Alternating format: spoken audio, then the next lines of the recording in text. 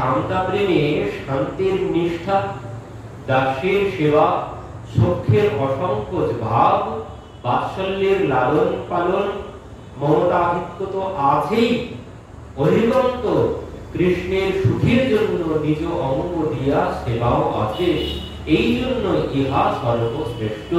মধুর রসে কৃষ্ণ নিষ্ঠা সেবা অতিশয়। হচ্ছে এখানে নিষ্ঠা কিসের জন্য? শুধুমাত্র সেবা। সখ্যের সংকোচ, লালন পালন, মমতাধিক্য তো আছে, কিন্তু কান্তা ভাবে নিজ অঙ্গ দিয়া সেবা আছে। তো অতএব মধুর রসই হচ্ছে এখানে পঞ্চগুণ। মধুর রসের মধ্যে পঞ্চগুণ আছে।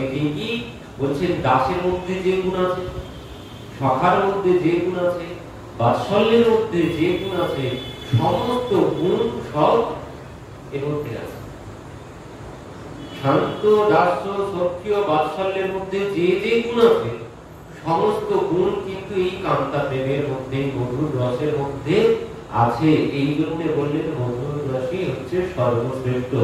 কি বলছে? দাস্য, সখ্য, বাৎসল্য এই তিন ভাবের পরিপত্তির সঙ্গে কৃষ্ণের কোনো না কোনো একটা সম্বন্ধ আছে, কোনো না কোনো একটা সম্বন্ধ আছে।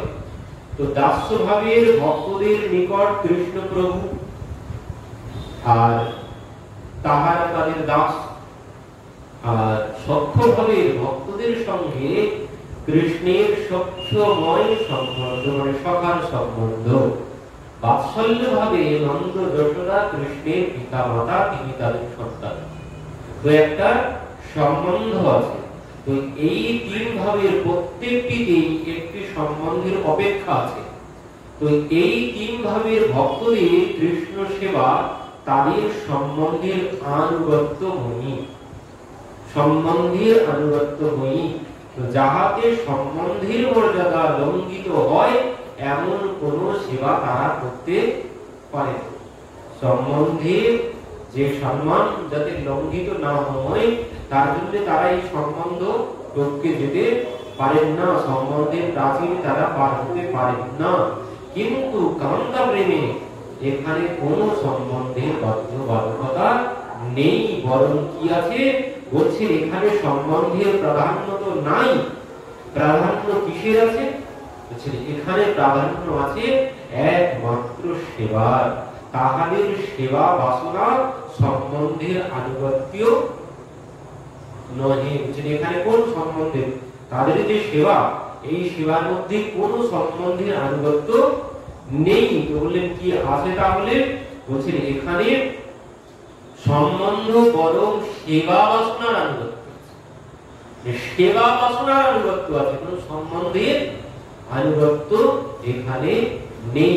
তো এই জন্য বলছেন এখানেই একমাত্র সেবার বিকাশ লাভ করতে পারে, যেখানে কোন সম্বন্ধের আনুগত্য নেই। যেখানে সম্বন্ধের আনুগত্য থাকবে, সম্বন্ধ টপকে যাওয়া যাবে না। সম্বন্ধের একটা মর্যাদা আছে, পিতা মাতার একটা মর্যাদা আছে, সেই মর্যাদা, সেই জায়গা বাদ দিয়ে সন্তানের সঙ্গে তারা ব্যবহার করতে পারবে না। তো এই জন্য যেখানে সম্বন্ধ আছে সম্পূর্ণরূপে সেবা সেখানে সম্ভব নয়। তো কান্তা প্রেমে কোন সম্বন্ধের প্রাচীর নেই। কি আছে?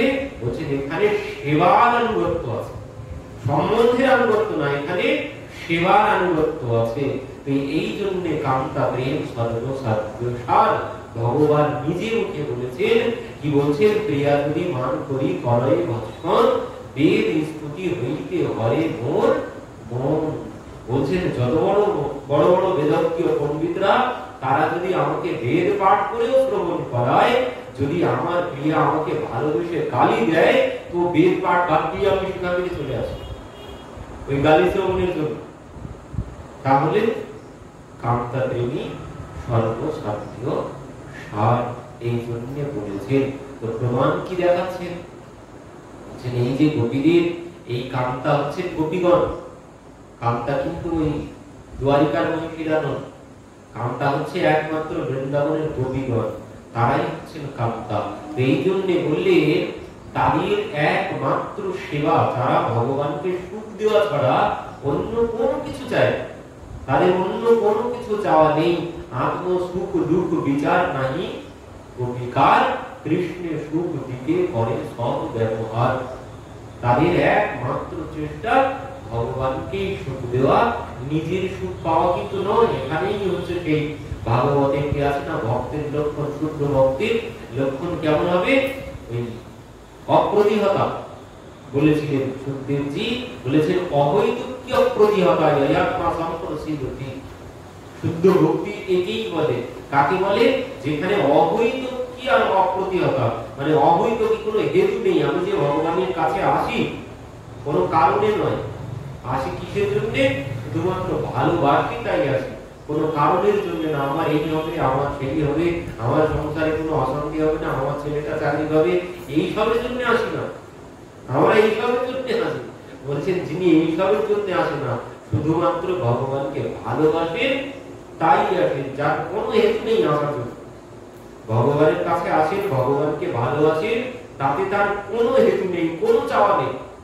একে বলে অহৈতুকী আর অপ্রতিহতা, মানে এখানে কোনো প্রতিরোধ, কোনো প্রতিরোধ নেই। গোপীদের সম্মুখে কোনো প্রতিরোধ নেই, কোনো প্রতিরোধ তাদেরকে আটকাতে পারে না, কোনো প্রতিরোধ তাদেরকে আটকাতে পারে না। আমরা দেখেছি না রাসের সময় ভগবান যখন বাঁশি বাজিয়েছেন, বাঁশি শ্রবণ করে সঙ্গে সঙ্গে যে যেভাবে ছিল সে সেইভাবে ছুটতে শুরু করেছে।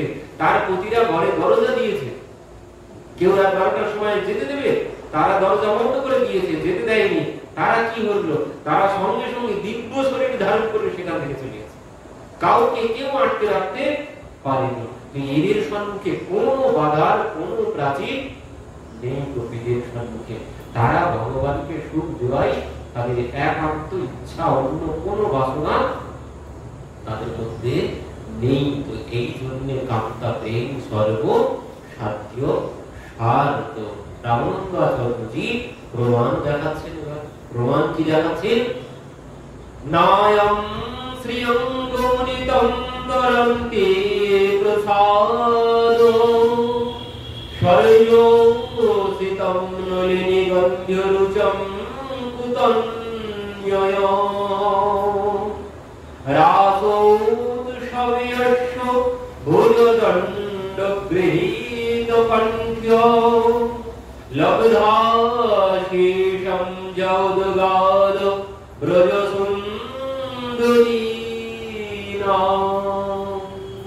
দেখালেন, প্রমাণ দিলেন কামতা প্রেম কি জন্যই সর্বশ্রেষ্ঠ।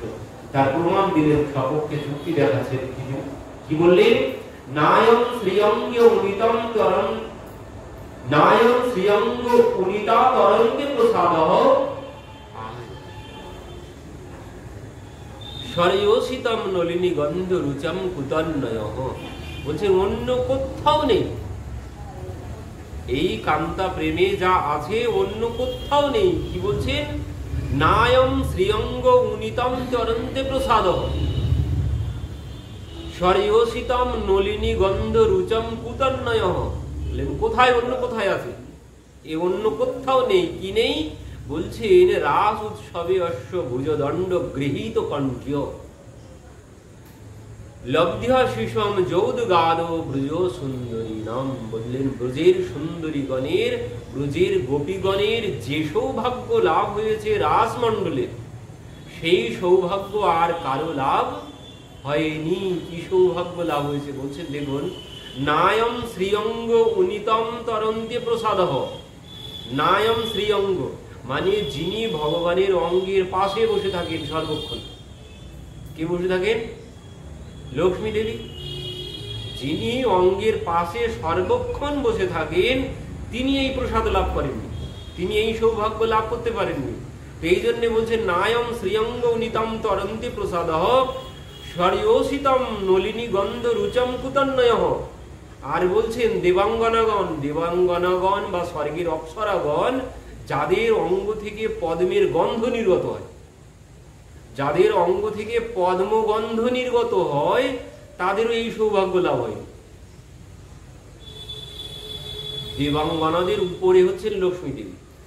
তো দেবাঙ্গনাদের এমন স্বভাবের কথা বললেন। আর লক্ষ্মী দেবী যিনি স্বয়ং ভগবানের পাশে বসে থাকেন সর্বক্ষণ তারও সেই সৌভাগ্য লাভ হয়নি যে সৌভাগ্য লাভ হয়েছে এই ব্রজাঙ্গনাগণের রাস উৎসবের সময়। কি সৌভাগ্য লাভ হয়েছে বলছেন, রাস উৎসবে অশ্ব ভুজদণ্ড গৃহীত কণ্ঠ। ভুজদণ্ড গৃহীত কণ্ঠ মানে গলায় হাত দিয়ে রেখেছেন ভগবান। ভগবান গোপীদের গলায় হাত দিয়ে দাঁড়িয়ে আছেন, কাঁধে হাত দিয়ে। এই সৌভাগ্য কারো লাভ হয়েছে? লক্ষ্মী দেবীর লাভ হয়েছে? হয়নি। লক্ষ্মী দেবীও এই সৌভাগ্য লাভ করতে পারেননি। আর দেবাঙ্গনারা তো স্বর্গের অপ্সরাগণ তো অনেক দূরের কথা। তো যাদের এই সৌভাগ্য লাভ হয়নি, বলেন সেই সৌভাগ্য লাভ করলো কারা? এই গোপীগণ, ব্রজের গোপীগণ এই সৌভাগ্য লাভ করেছেন। তাহলে এদের উপরে আর শ্রেষ্ঠ কেউ নেই। ব্রজের গোপীগণের মতো সৌভাগ্য আর কারো নেই। এই জন্য বললেন কান্তা প্রেম সর্ব সাধ্য সার। ব্রজ গোপীগণের যে সৌভাগ্য লাভ হলো, এমন সৌভাগ্য স্বর্গের দেবীগণ তারাও লাভ করতে পারেননি।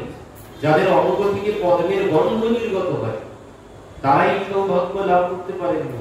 কেন বলছেন? ওই যে অপ্সরাগণ, কোটি অপ্সরা এক জায়গায় করলে একজন দেবী হবে। কোটি অপ্সরা এক জায়গায় করলে একজন দেবীর সমানও হওয়া সম্ভব হবে না। কোটি দেবী এক জায়গায় করলে একজন লক্ষ্মী দেবীর সমানও হতে পারবে না। আর কোটি লক্ষ্মী দেবীকে এক জায়গায় করলেও প্রিয়াজির সমকক্ষ হতে পারবে না। এই জন্যে বলছে কান্তা প্রেম সর্বসাধ্য সার। কেন বলছেন? যে ওই কান্তা প্রেমের টানে প্রভু কি করলেন? রাসমণ্ডল পরিত্যাগ করে চলে গিয়েছিলেন, কিন্তু তবুও তিনি গোপীদের ডাকে পুনরায় সেই রাসমণ্ডলে এসে অবতীর্ণ হয়েছেন, দর্শন দিয়েছেন। রামানন্দ আচার্য যদি বলছেন, দাসামির উচ্চৌরি স্ময়মান মুখাম্বুজ পীতাম্বরধর স্রগ্বি সাক্ষাৎ মন্মথ। বলছেন ভগবান সেই রাসমণ্ডলে গোপীদের সম্মুখে গললগ্নে কৃতবাসে এসে উপস্থিত হয়েছেন। এই জন্য বললেন কান্তা প্রেম সর্বসাধ্য সার। এবার বলছেন কৃষ্ণ প্রাপ্তির উপায় বহুবিধ, কৃষ্ণ প্রাপ্তির তারতম্য বহুত আছে।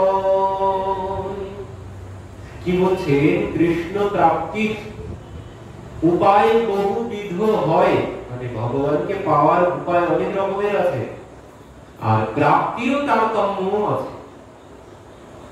পাওয়ার পথও অনেক আছে, আর প্রাপ্তিও অনেক প্রকারের আছে। কি বলছে? কিন্তু যার যেই ভাব সেই সর্বোচ্চম তটস্থ হইয়া বিচারিলে আছে তার। কি বললেন? এই জন্য, মানে এই কথা কেন বললেন? এই কথা বলছেন এই জন্যে রামানন্দ আচার্যজি বলতে চাইছেন কান্তা প্রেমী সর্বসাধ্য সার, মানে সর্বশ্রেষ্ঠ, এর উপরে আর কোনো কিছু নেই। তো তার জন্য বলছেন এবার কৃষ্ণ প্রাপ্তির উপায় বহুবিধ আছে, এবার প্রাপ্তিও কিন্তু বহুবিধ আছে।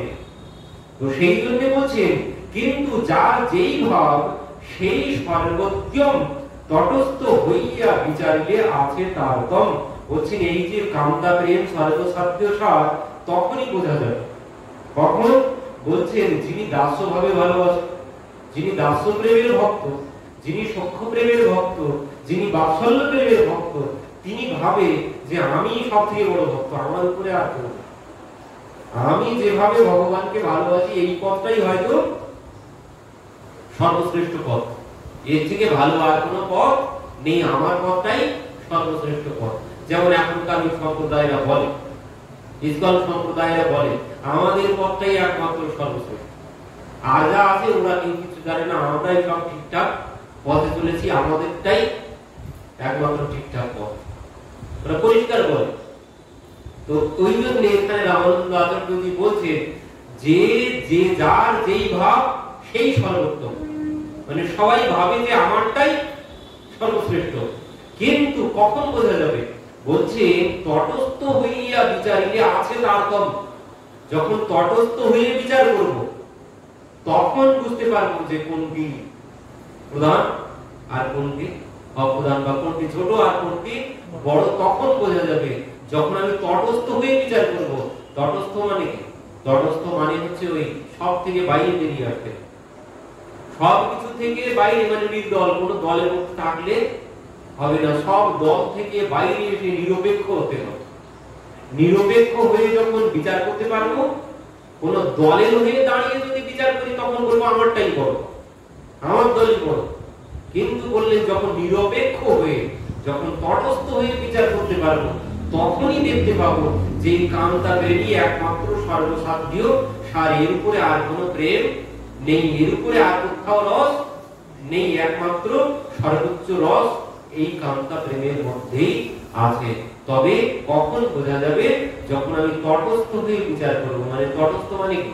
ওই মানে বোর্ডের, সুইচ বোর্ডের মধ্যে, বিদ্যুতের বোর্ডের মধ্যে যেভাবে বিদ্যুৎ থাকে ও কিন্তু তটস্থ ভাবে থাকে।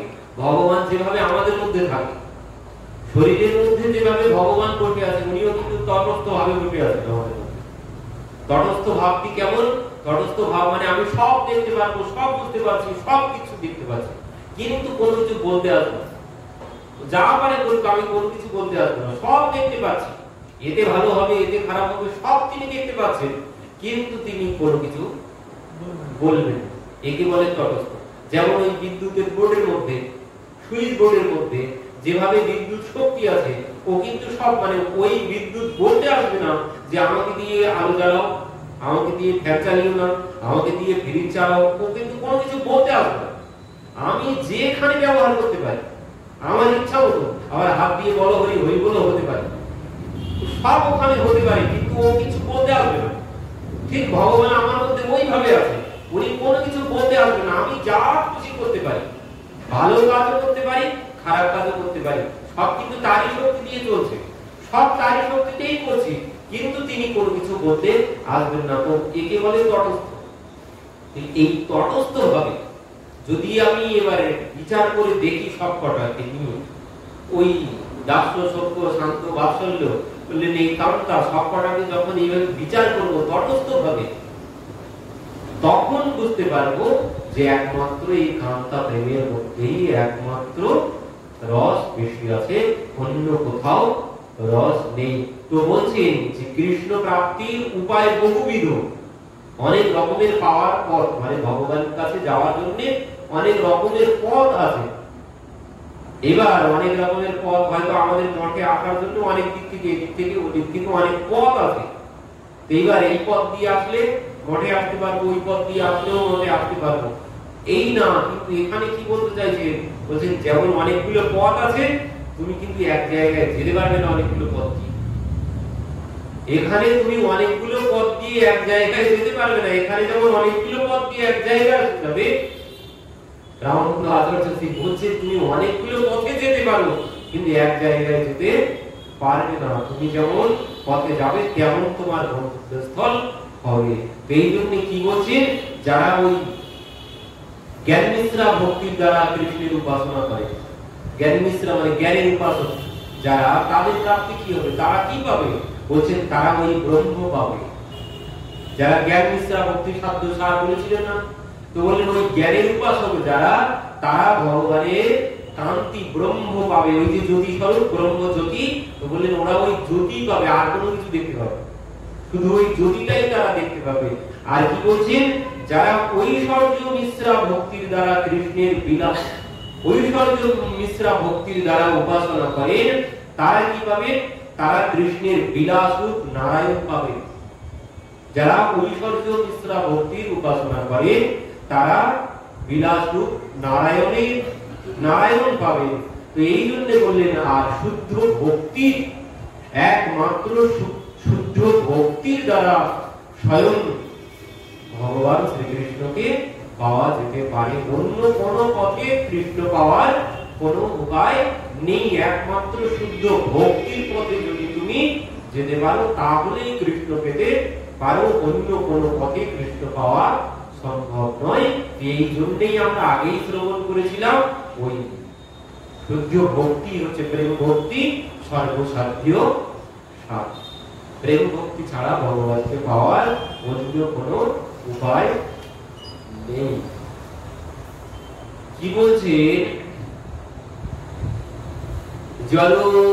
জলোচ্চলমসৈ সাধুবিশেষোল্লাসমপ্যস্বপি রতির্বাসনায় সদ্ভি ভাসতে কার্তিকস্বচিৎ।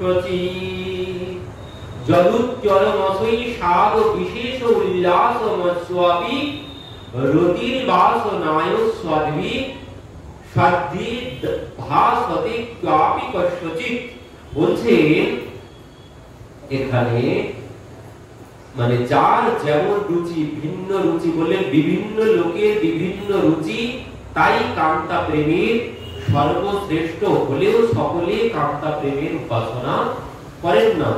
দাস্য সখ্য আদি রসের মধ্যে যে রসে যাহার রুচি হয় তিনি সেই রসের উপাসনা করিয়া থাকেন, তাই এই শ্লোকে বলা হয়। মানে এই জলোচ্চলমসৈ সাধু বিশেষ উল্লাস, মানে বিভিন্ন রকমের যার কাছে যেমন রুচি, যার যেমন রুচি সে তেমন পথে উপাসনা করেন, তেমন ভাবে উপাসনা করেন। কিন্তু বলছে 2-3 গণনে পঞ্চ পর্যন্ত বাড়য়, পূর্ব পূর্ব রসের গুণ পরে পরে হয়, 2-3 গণনে পঞ্চ পর্যন্ত বাড়য়। কি বলছে, পূর্ব পূর্ব রসের গুণ, পূর্ব পূর্ব রস কোনগুলো? শান্ত, দাস্য, সূক্ষ্ম, বাৎসল্য। এই পূর্ব পূর্ব রসের গুণ বলছে পরে পরে হয়, 2-3 গণনে পঞ্চ পর্যন্ত বাড় হয়। গুণাধিক্যে সাদাধিক্যে বাড়ে প্রতি রসে, শান্ত দাস্য সখ্য বাৎসল্যের গুণ মধুরেতে বলছে। বলছেন ওই যে শান্ত দাস্য সখ্য বাৎসল্য যা যা আমরা এতক্ষণ শ্রবণ করলাম, ওইখানে যত রস আছে সমস্ত রস কান্তা প্রেমের মধ্যে আছে। তো প্রমাণ দিচ্ছেন, উদাহরণ দিচ্ছেন। কিভাবে উদাহরণ দিচ্ছেন? বলছে আকাশ আদির গুণ যেন পর পর ভূতে 2-3 ক্রমে বাড়ে পঞ্চ পৃথিবীতে। বলছেন যে ওই কৃতি অক্তেজ মরুত্ব, তো এর এক একটি করে গুণ আছে, কিন্তু সবকটি গুণ কোথায় আছে? সবকটি গুণ আছে একমাত্র পৃথিবীর মধ্যে। যেমন দেখুন আকাশের গুণ কি? আকাশের গুণ হচ্ছে শব্দ, আকাশের গুণ শব্দ। বায়ু, বায়ুর গুণ কি? বায়ুর গুণ হচ্ছে শব্দ আর স্পর্শ, দুইটি একটু বেড়ে গেল, বায়ুর গুণ একটু বেড়ে গেল। আকাশের গুণ একটাই ছিল শব্দ, বায়ুর গুণ হলো শব্দ আর স্পর্শ। পরবর্তীতে আগুন, তো আগুনের গুণ কি? আগুনের গুণ হচ্ছে শব্দ, স্পর্শ আর রূপ আছে। এবার আগুনের একটা রূপ আছে, তো এবার 3টি হলো গুণ। পরবর্তীতে বলছেন জল, জলের গুণ কি? জলের গুণ হচ্ছে শব্দ আছে, স্পর্শ আছে, রূপও আছে, আর একটি আছে রস, একটা গুণ বেড়ে গেল। তো এর পরবর্তীতে হচ্ছে পৃথিবী। তো এই পৃথিবীর গুণ কি? এই পৃথিবীর গুণ হচ্ছে শব্দ, স্পর্শ, রূপ, রস আর গন্ধ। গন্ধবতী পৃথিবী বলি না? এই যে যত প্রকারের গন্ধ আছে, এই ফুলের যে সুগন্ধ কোথা থেকে এসেছে? সব কিন্তু পৃথিবী থেকে। পৃথিবীর গুণ হচ্ছে গন্ধ। গন্ধ কিন্তু অন্য জায়গায় নেই, পৃথিবীতে আছে। ফুলের গন্ধ পৃথিবী থেকে, মাটি থেকেই পেয়েছে। তো এই পৃথিবীর মধ্যে কয়টি গুণ আছে? পৃথিবীর মধ্যে ওই আকাশের গুণ, বায়ুর গুণ, আগুনের গুণ, জলের গুণ, সমস্ত গুণ পৃথিবীর মধ্যে আছে। তো ঠিক ওইভাবে বোঝানোর জন্য রামানন্দ আচার্যজি উদাহরণ দিয়েছে যে ওই সখ্য দাস্য শান্তির মধ্যে যে যে গুণ আছে সব গুণ এই কামতা প্রেমের মধ্যে, মধুর রসের মধ্যে আছে। তো এই জন্য বললেন কামতা প্রেম সর্বসাধ্য সার। এর পরবর্তীতে কি বলছে, পরিপূর্ণ কৃষ্ণ প্রাপ্তি এই প্রেমা হইতে, এই প্রেমের বশ কৃষ্ণ পদে ভাগবতে। বলে পরিপূর্ণ রূপে ভগবানকে পাওয়া যায় একমাত্র এই কামতা প্রেম দ্বারাই। এই কামতা প্রেমেই ভগবানকে পরিপূর্ণ রূপে পাওয়া যায়, পরিপূর্ণ রূপে ভগবানের সেবা করা যায়। কি বলছেন দেখুন, প্রমাণও দেখাচ্ছেন। কি বলছেন, মই ভক্তি ভূতানাম অমৃতদ্বয় কল্পতে দৃष्ट्वा জরাসিন্মনতস্নেহো ভবতি নম মদাপনঃ। মই ভক্তির ভূতানাম অমৃতদ্বয় কল্পতে দৃष्ट्वा জরাসিন্মনতস্নেহো ভবতি নম মদাপনঃ। বলছেন এই গোপীগণের প্রেমের মধ্যে এমন শক্তি আছে, কামতা প্রেমের মধ্যে এমন শক্তি আছে, ভগবান যদি দূরেও থাকে, ভগবান যদি দূরেও থাকে, এই গোপীগণ তাদের প্রেমের দ্বারা ভগবানকে কাছে টেনে নিয়ে আসতে পারে। তাদের প্রেমের মধ্যে এমন শক্তি আছে, গোপীদের প্রেমের মধ্যে এমন শক্তি আছে, বলছেন ভগবান যদি দূরেও থাকে তো তারা তাদের প্রেমের দ্বারা তাকে কাছে টেনে আনতে পারে। তার কথা ভগবানই বলে দিয়েছেন, প্রিয়া যদি মান করি করায় বর্ষণ বেদ স্তুতি হইতে হরে মোর মন। বলছেন তো এখানে ভাগবতী বলছেন যে গোপীদের এমন শক্তি আছে, ভগবান যদি দূরেও থাকে তারা তাদের প্রেমের দ্বারা কাছে টেনে আনতে পারে। তো বললেন কৃষ্ণের প্রতিজ্ঞা দৃঢ় সর্বকালের আছে। গোপীদের প্রেম কেন এত শক্তি? বলছেন যে তৈছে ভজে কৃষ্ণ তারে ভজে তৈছে। ভগবান বলেছেন যে যথামম প্রপদ্যন্তে তামস্তদৈব ভজামহ। যে যেভাবে আমার ভজনা করে আমিও তার ভজনা সেভাবে করে তার ঋণ শোধ করি।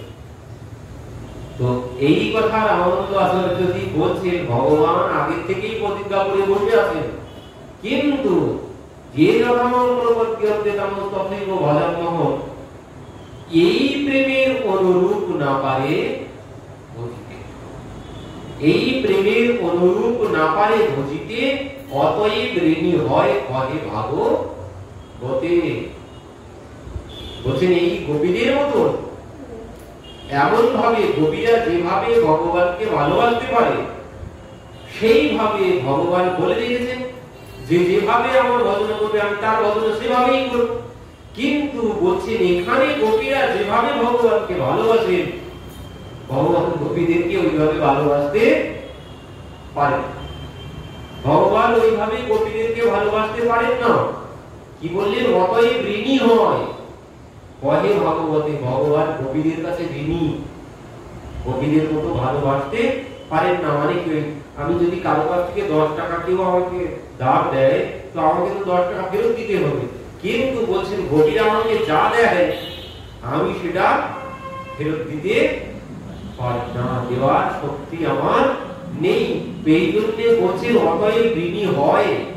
ভগবান ঋণী হয়ে গেছে, ভগবান নিজে মুখে ভাগবতে বলেছেন। কোথায় বলেছেন?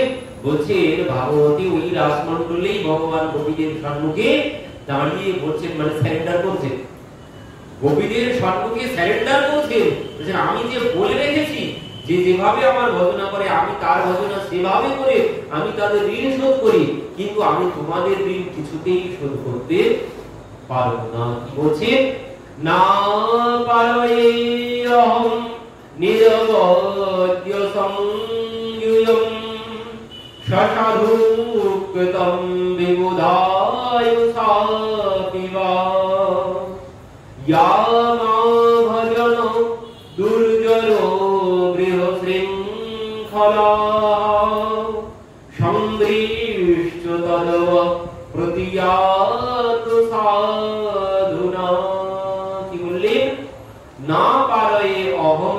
তোমাদের বজ্র সংযম না পারে, মানে আমি পারবো না, আমি তোমাদের মতো পারবো না। কি পারবো না? বলছেন শ্মশানুকৃত বিবুধায় সাবিবা ইয়া মা ভজনঃ দুর্জর ভেরো শৃঙ্খলঃ। বলছেন তোমরা আমার জন্য যেভাবে তোমাদের সমস্ত ধর্ম ত্যাগ করেছো, কবিরা তাদের লোক ধর্ম, দেশ ধর্ম, বেদ ধর্ম সব ধর্ম ত্যাগ করেছে। কেউ পতির সেবা করেছিল, কেউ সন্তানের সেবা করেছিল, যে যেভাবে ছিল, কেউ ঘরের কাজ করেছিল, সমস্ত কিছু ছেড়ে দিয়ে ছুটতে শুরু করেছে যেই মাত্র বাঁশির শব্দ কর্ণে গিয়েছে। তো বলছেন তোমরা যেভাবে তোমাদের সবকিছু পরিত্যাগ করেছো আমার জন্য, আমি তোমাদের জন্য এইভাবে সবকিছু পরিত্যাগ করে তোমাদেরকে এইভাবে আমি ভালোবাসতে পারবো না। এই জন্য আমি তোমাদের কাছে ঋণী হয়ে গেলাম। ভগবান পারেন না, কারণ গোপীরা যেভাবে ভগবানের ভালোবাসে সেইভাবে ভগবান কোনদিন একজন গোপীকে ভালোবাসতে পারে আর একজনকে ছেড়ে আরেকজনকে?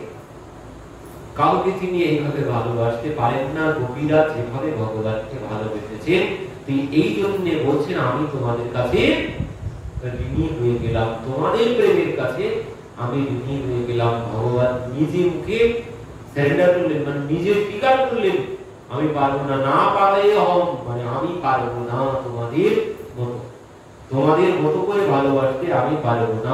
তো বলছেন, আরো বলছেন, যদ্যপি কৃষ্ণের সৌন্দর্য মাধুর্যের ধৈর্য, যদিও ভগবান মাধুর্যের মূর্তি, তবুও ব্রজ দেবীর সঙ্গে তার বাড়ে মাধুর্য। হয়তো ভগবান মাধুর্যের মূর্তি, কিন্তু বলছেন তার সেই মাধুর্যের পূর্ণতা পায় কখন? বলছেন মাধুর্যের পূর্ণতা পায় তখন যখন ভগবান গোপীদের কাছে আসে। গোপীদের কাছে যখন ভগবান আসেন তখনই ভগবানের মাধুর্য সম্পূর্ণরূপে ফুটে ওঠে, তার আগে না। যখন ভগবানের কাছে আসেন তখনই ভগবানের মাধুর্য পূর্ণতা প্রাপ্তি হয়। কারণ কি? কালো রং কোথায় বেশি ফোটে? সাদার পাশে কালো বেশি ফুটবে। একটা পরিষ্কার ঝকঝকে কালোর পাশে যদি একজন কালো ব্যক্তি যায় তখন তাকে বেশি কালো লাগবে। যদি পরিষ্কার কালো পাশে যদি কালো কেউ দাঁড়িয়ে থাকে তখনই কালো লাগবে। একা থাকলে যতটা কালো লাগবে তার থেকে বেশি কালো দেখতে লাগবে যখন পরিষ্কার মানুষের পাশে সে তখন দেখাবে। তো বলছেন গোপীদের অবস্থা কেমন? গোপীরা যখন স্বর্ণের আবরণ, গোপীদের অঙ্গ স্বর্ণের অঙ্গ, স্বর্ণের আভা গোপীদের। এই স্বর্ণের পাশে যখন ওই কোষ্ঠী পাথর আসে তখন তো চকচক করবে, তখন তো চকচক করবে। এই জন্য বলছেন গোপীদের পাশে ভগবান আরো বেশি করে চকচক করতে থাকে, মানে ভগবানের সৌন্দর্য কালো রং তখন বেশি করে ফুটে ওঠে। সোনার পাশে যেমন ওই হাড়ের মধ্যে, সোনার হাড়ের মধ্যে যখন মুক্তাগুলো থাকে বা পাথরগুলো থাকে তখনই বেশি চকচক করে। এই জন্য বলছেন তত্রাপি সুশোভে তাবির ভগবান দেবকী সুতঃ মধ্যে মনিনাম হৈমানম মহামরকত যথা। কি বললেন? তত্রাপি সুশোভে তাবির ভগবান দেবকী সুতঃ। বলছেন ভগবান সেখানেই বেশি করে চকচক করতে থাকে। কোথায়? বলছেন মধ্যে মনিনাম হৈমানম, মানে স্বর্গের মধ্যে যখন এসে দাঁড়িয়েছেন, মানে ওই রাসমণ্ডলে যখন ভগবান নৃত্য করেছে যেন মনে হচ্ছে ওই গোপীরা সব স্বর্ণের সুতো, স্বর্ণের সুতোর মধ্যে ওই একটা একটা করে মণি, কালো নীল মণি, সব সব মরকত মণি, মানে নীল মণি। ভগবানকে যেন মনে হচ্ছে নীল মণি গোপীদের মাঝখানে। এই জন্য বলছে ভগবানের সৌন্দর্য মাধুর্য এই গোপীদের কাছে এসেই সম্পূর্ণ প্রাপ্তি হয়েছে, পূর্ণতা প্রাপ্তি হয়েছে। এই কথা শ্রবণ করে এবার মহাপ্রভু বলছেন, প্রভু কহে ইহা সাধ্য বোধি সুনিশ্চয়, কৃপা করি কহ যদি আগে কিছু হয়। মহাপ্রভু বলছেন হ্যাঁ ঠিকই বলেছো, এরপরে আর কিছু এই সাধ্যাবধি সুনিশ্চয়, মানে এই হচ্ছে সর্বশ্রেষ্ঠ, এর উপরে আর কোনো কিছু হয় না। তবু জিজ্ঞাসা করছেন, বলছে কৃপা করি কহ যদি আগে কিছু হয়। নিজেই বলছেন এরপরে আর কোনো কিছু হয় না, তবুও বলছেন যদি কৃপা করে রায় যদি কিছু থাকে, কৃপা করে যদি কিছু বলো, এরপরেও যদি কিছু থাকে তো বলো। কেন বলছেন? তারও কারণ আছে। তার কারণ কি? মহাপ্রভু এর পরেও শুনতে চেয়েছেন। রামানন্দ আচার্য যদি অবাক পেয়ে গেছেন, কি বলছেন? রায় কহে ইহার আগে পুছে হেন জনে, এতদিন নাহি জানি আছয় ভুবনে। বলছেন এর আগে যে কেউ জিজ্ঞাসা করতে পারে আমার জানা ছিল না। এর আগে তো আর কিছু নেই, কান্তা প্রেমের উপরে আর কিছু হয় না। তো বলছেন এরপরেও যদি কেউ জিজ্ঞাসা করে, তো এরপরে জিজ্ঞাসা করার মতো কেউ আছে বলে আমার জানা ছিল না। তো এই জন্য রামানন্দ আচার্য যদি অবাক হয়ে গেছে, বলছেন এর পরে জিজ্ঞাসা করছেন। তো তাই জন্য রামানন্দ আচার্যজি অবাক হয়ে গিয়ে এবার কি বলছেন? ইহার মধ্যে রাধা প্রেম সাধ্য শিরোমণি, যাহার মহিমা সর্বশাস্ত্রেতে বাখানি। বলছেন এর মধ্যে, কান্তা প্রেমের মধ্যে রাধা প্রেম সাধ্য শিরোমণি, যাহার মহিমা সর্বশাস্ত্রেতে বাখানি। সর্বত্র এই রাধা প্রেমের কথা বলা আছে। তো কান্তা প্রেমেও মহাপ্রভুর মন ভরেনি। কেন বললেন? যে এখানেই আর কিছু হয় না তবুও বলো, হয় না তবুও বলো। কেন মহাপ্রভু জিজ্ঞাসা করেছেন? কারণ কি? যে এই কান্তা প্রেমের মধ্যে, এর মধ্যেও কিছুটা ভেদ আছে, এর মধ্যেও কিছুটা ভেদ আছে। তার জন্যই মহাপ্রভু আগে শুনতে চেয়েছেন। কান্তা কিন্তু এক প্রকারের হয়, কান্তার মধ্যেও অনেক প্রকার ভেদ আছে। কান্তা হচ্ছে তিন প্রকারের হয়। কান্তা তিন প্রকারের হয়। কি কি? সাধারণী, সামঞ্জস্য আর সামর্থ্য। এই তিন প্রকারের কান্তা আছে। এই জন্য মহাপ্রভু জিজ্ঞাসা করেছেন যে আগে বলো, এরপরে আরো বলো, আগে আমি শুনতে চাই। কারণ কি? এই যে কান্তা এক রকমের হয় না, সবাই একরকম হয় না। কারণ জগতের দিকে একটুখানি চোখ দিলেই দেখতে পাবে কান্তা কেমন। বলছেন কান্তা তিন প্রকারের। একটি হচ্ছে সাধারণী কান্তা, সাধারণী, আরেকটি হচ্ছে সামঞ্জস্য, আরেকটি হচ্ছে সামর্থ্য। তো এই সামঞ্জস্য সাধারণী কেমন? সাধারণী হচ্ছে ওই তুমি কি করবে না করবে আমার জানার দরকার নেই, আমার এটা চাই তো চাই, দিতেই হবে, না দিতে পারলে তো আমি চললাম। এই নিজের সুখ ছাড়া অন্য কোনো কিছু দেখবে না। এ শুধু নিজের সুখটাই করবে। তুমি কি করলে না করলে, তোমার কি হলো না হলো, ওসব দেখার দরকার নেই, আমার এটাই প্রয়োজন, এটা দিতেই হবে। এ হচ্ছে সাধারণ, এ হচ্ছে সাধারণ কামতা। আর এই কামতা যার কপালে জুটবে তার জীবন শেষ, তার এই জীবন শেষ। এই জীবনে তার আর কোনো মূল্য নেই। এই জীবন তার আয়ুও ক্ষয়, সে বেশি দিন বাঁচবেও না। এই সাধারণী কামতা যার জুটবে, কারণ এ নিজের সুখ ছাড়া তার পূরণ করতে করতে সব শেষ হয়ে যাবে। সাধারণী কামতা হচ্ছে। আর এরপরে হচ্ছে সামঞ্জস্য। সামঞ্জস্য কেমন? এ সামঞ্জস্য করে চলে, মানে মাঝখানে চলে। এ তার সুখ যেমন দেখে, নিজের সুখ তেমন দেখে, সবকিছু বিচার করে চলে, সবকিছু মিলিয়ে, তাল মিলিয়ে চলে। এ হচ্ছে সামঞ্জস্য। আরেকটি সামর্থ্য।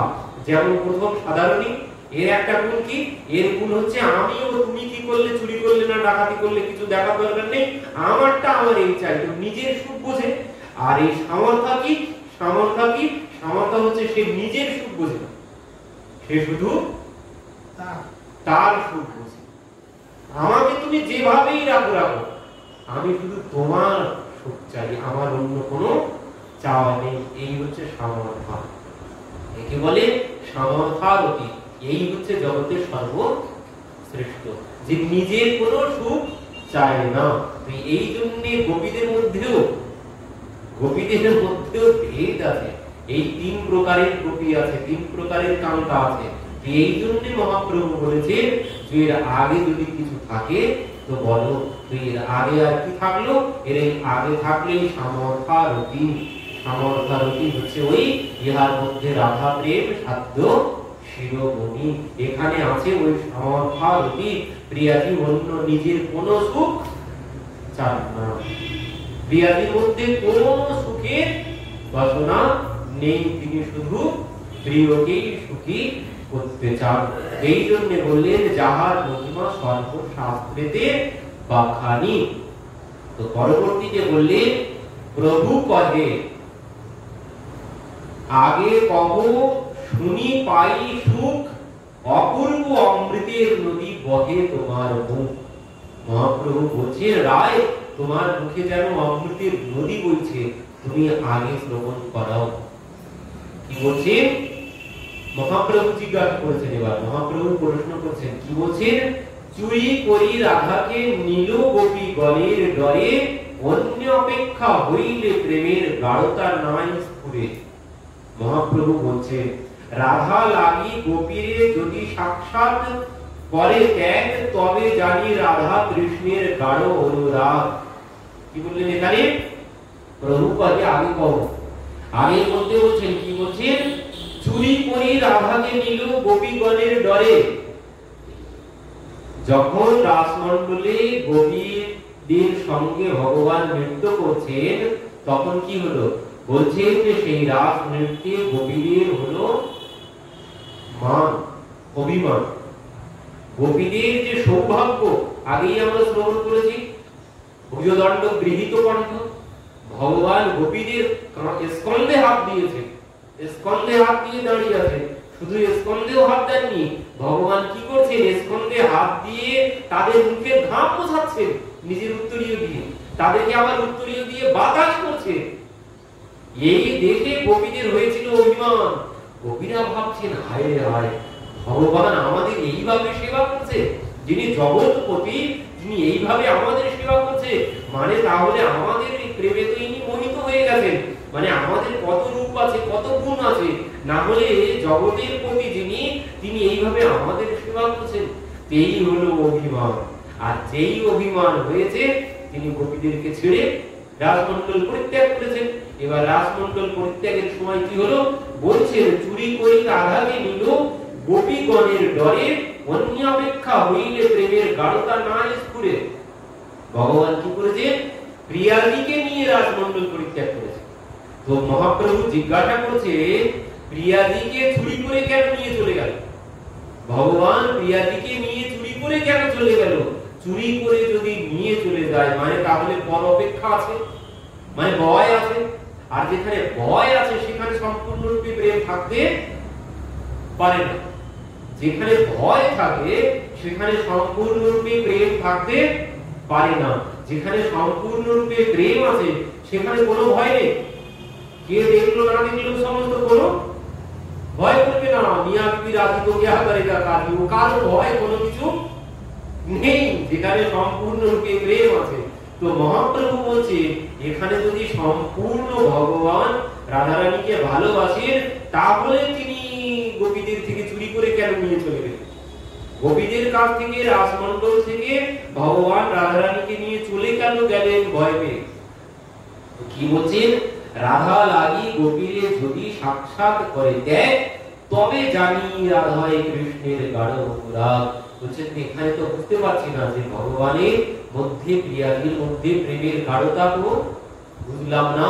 যদি গাঢ়তা থাকে তাহলে কারো তো অপেক্ষা রাখবে না, কারো অপেক্ষা থাকবে না। ও কে দেখলো না দেখলো কোনো অপেক্ষা থাকবে না। তাহলে তিনি কেন এইভাবে প্রিয়াদিকে রাসমণ্ডল ছেড়ে গোপীদের ছেড়ে প্রিয়াদিকে নিয়ে তিনি চলে গেলেন?